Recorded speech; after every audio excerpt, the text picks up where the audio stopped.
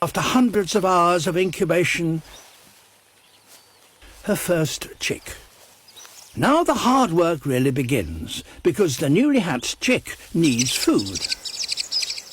It won't be long before one mouth is joined by two more, and this chick will then have to share what the female brings back. Or will it? The chick is getting rid of any competition. It wants its mother's sole attention. Feeding time.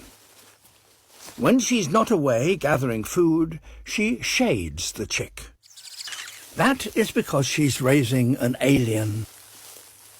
The chick, their parents have succeeded in producing their very own next generation, while she has raised a monster.